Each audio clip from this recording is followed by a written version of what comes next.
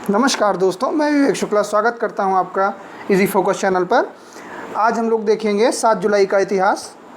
देखिए, 7 जुलाई के इतिहास में बहुत सारी बातें हुई हैं। 7 जुलाई को अलग अलग वर्षों में क्या क्या हुआ है वो सब आज आपको हम स्लाइड में दिखाएंगे, और कुछ बातों पर हम लोग डिस्क्रिप्शन भी देंगे और जिस पर हम लोग अच्छे से चर्चा करेंगे। चर्चा करने के बाद हम उससे कुछ जो आपके आगामी परीक्षा में प्रश्न बनने वाले हैं उन प्रश्नों पर भी चर्चा करेंगे।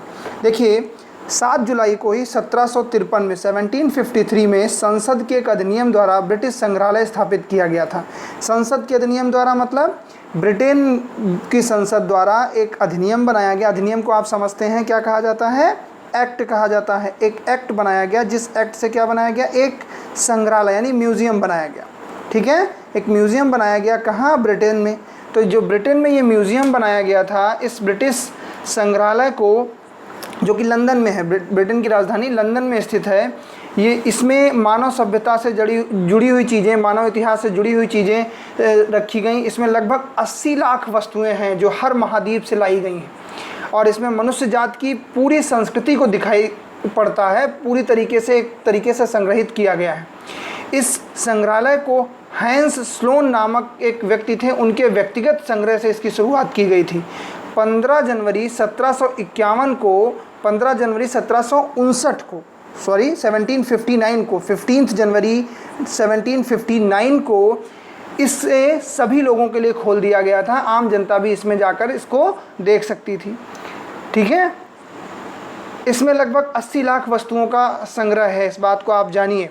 तो इस तरीके से आप जानेंगे 1753 में 7 जुलाई को ब्रिटिश संग्रहालय की स्थापना की गई थी, जो कि संसद के एक अधिनियम द्वारा स्थापित की गई थी। ठीक है, अगला देखिए, भारत के इतिहास का एक बहुत बहुत बहुत बदनाम नाम कहें या कहें ऐसा नाम जिसकी वजह से भारत के इतिहास में बहुत बड़ा बदलाव आया, मीर जाफ़र। मीर जाफ़र को बंगाल के नवाब के रूप में दोबारा ताजपोशी की गई थी। आज ही कब? 1763 में, यानी 7 जुलाई 1763 में मीर जाफ़र को बंगाल का नवाब दोबारा से बनाया गया था। अब मीर जाफ़र कौन था? मीर जाफ़र वही व्यक्ति था जो सिराजुद्दौला का सेनापति था। सिराजुद्दौला कौन था? सिराजुद्दौला बंगाल का नवाब हुआ करता था।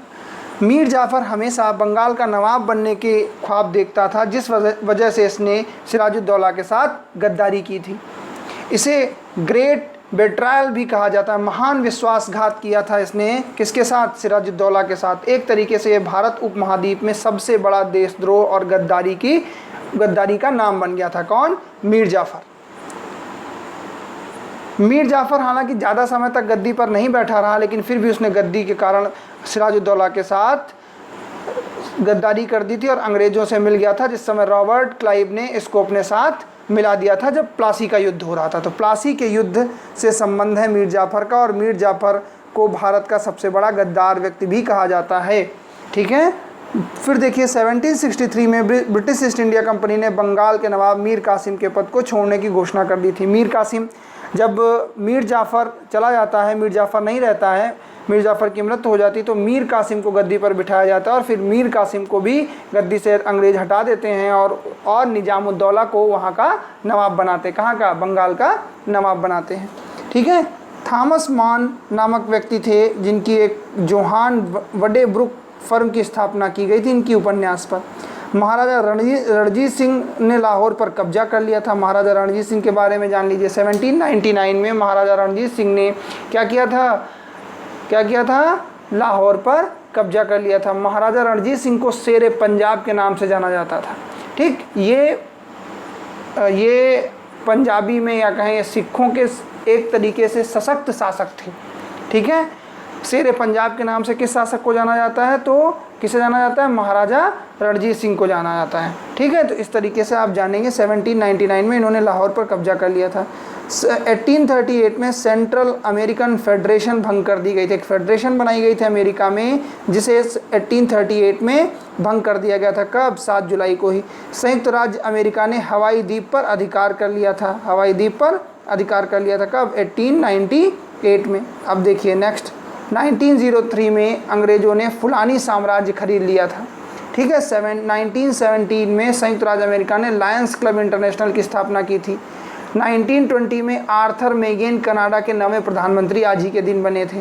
1941 में नाजियों ने यूरोपीय देश लिथुआनिया में 5000 यहूदियों को मौत के घाट उतार दिया था। 1948 में दामोदर घाटी निगम की स्थापना की गई थी। दामोदर नदी कहाँ है ये आपको कमेंट बॉक्स में कमेंट करके बताना है। 1979 में सोवियत संघ ने पूर्वी कजाक में परमाणु परीक्षण किया था। ठीक है, 1979 में सोवियत संघ यानी यूएसएसआर ने क्या किया था, कजाकिस्तान के क्षेत्र में परमाणु परीक्षण किया था। 1980 में ईरान में शरिया कानून लागू हुआ था।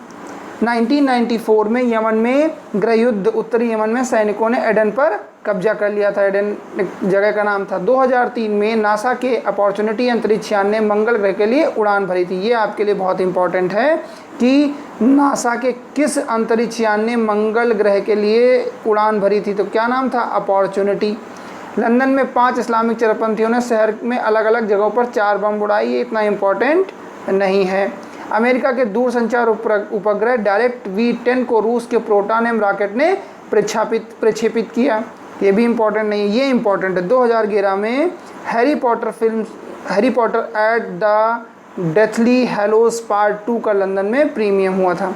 अब आपको बताना है हैरी पॉटर जो सीरीज़ है इसके राइटर कौन है। हैरी पॉटर सीरीज़ जो है इसके राइटर कौन है, बहुत चर्चा में रहे हाल ही में। विंबलडन टेनिस टूर्नामेंट के फाइनल में नोवाक जोकोविच को हराकर एंडी मरे वर्ष 1900 देखिए ये गलत, इसमें ये गलत है, इसको सही किया जाएगा। 1936 के बाद इस खिताब पर कब्जा जमाने वाले इंग्लैंड के पहले खिलाड़ी बने। सही है ये, 1936 के बाद इंग्लैंड के पहले खिलाड़ी बने थे। विंबलडन क्या है, एक टेनिस टूर्नामेंट है। विंबलडन क्या है, एक टेनिस टूर्नामेंट है। ठीक, विंबलडन होता है, ऑस्ट्रेलियन ओपन होता है, फ्रेंच ओपन होता है, इनके बारे में आपको जानना चाहिए। चलिए और एक बात देख लीजिए, आज ही यानी 7 जुलाई को भारत के क्रिकेट के सबसे बड़े कप्तान जिन्होंने आईसीसी की सारी ट्रॉफी अपनी कप्तानी में किसी न किसी वर्ष में जीती हैं, महेंद्र सिंह धोनी जी का आज जन्मदिन है। इनका हेलीकॉप्टर शॉट बहुत फेमस रहा है। ठीक है, तो महेंद्र सिंह धोनी जी के लिए हैप्पी बर्थडे। आगे आने वाले समय में हम और वीडियोज़ इस तरीके से बनाते रहेंगे। कृपया आप लाइक और सब्सक्राइब करें और पूरा वीडियो देखना न भूलें। Thank you.